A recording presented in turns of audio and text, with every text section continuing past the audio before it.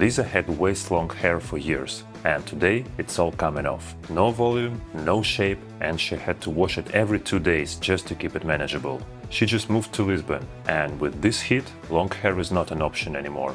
Liza came to me wanting a full reset, something short that actually works with her hair instead of fighting it.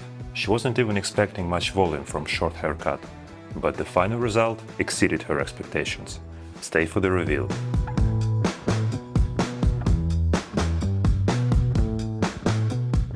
I don't have the main reason why I decided to cut my hair. I've been through a lot of stuff with them.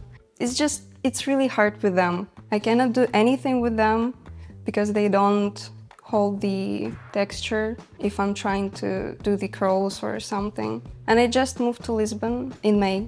Feels like a fresh start. I start by removing the bulk. From this moment on, my model won't see what I'm doing until the very end.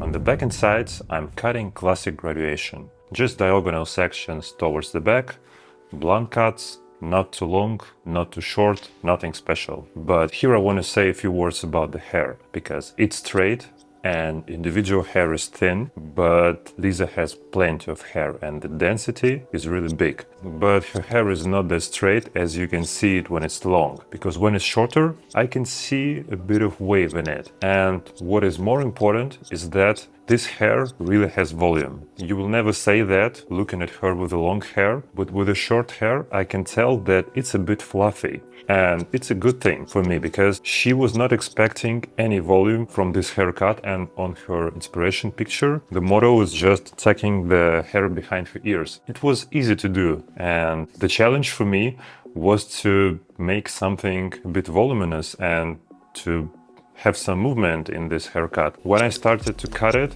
I realized that we need to cut it slightly longer on top, because this haircut, you can call it PIXIE, but at the same time, for me, it's more like undercut. I'm not shaving off the sides, but it's quite short, and I decided to leave the bangs much longer.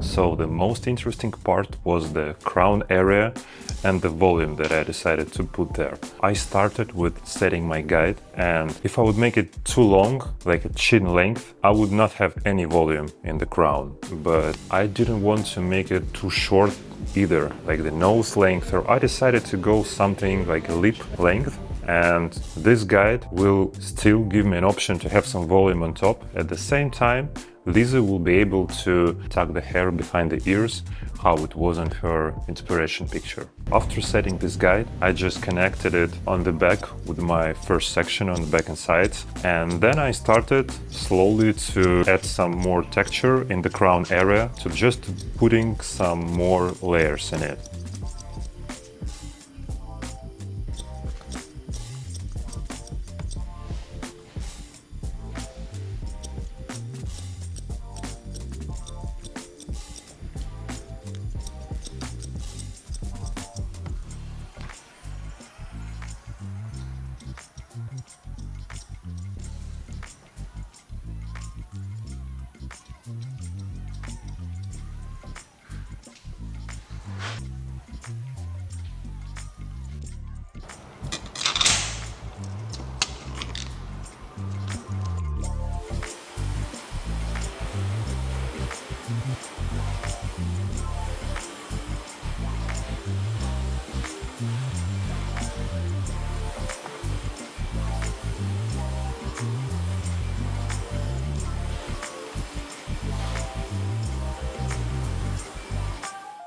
So after I finished working on the shape on the wet hair, comes my favorite part. It's personalization. This haircut, it was mostly about the texture, because the hair is straight, but at the same time, when I was just thinning it with point cutting, I felt that it blends in perfectly. So I decided not to take thinning scissors in my hands at all, and I did everything just with the straight scissors, because it was working really perfectly, and I had a feeling that I can really bring some volume into this cut and put it in the right place.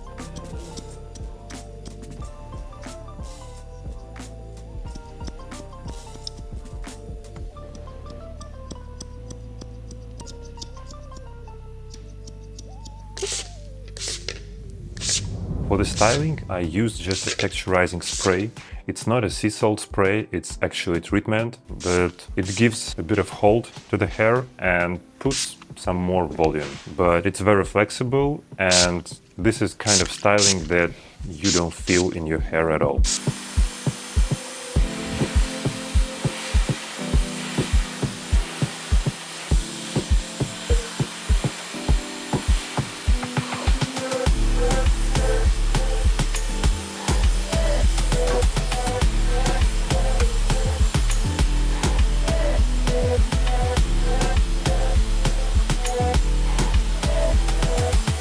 And now I'm ready to show you and my model the final result.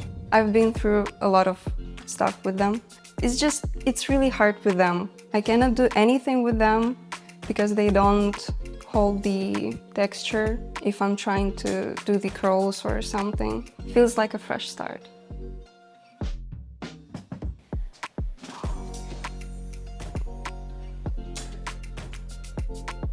So short, so good.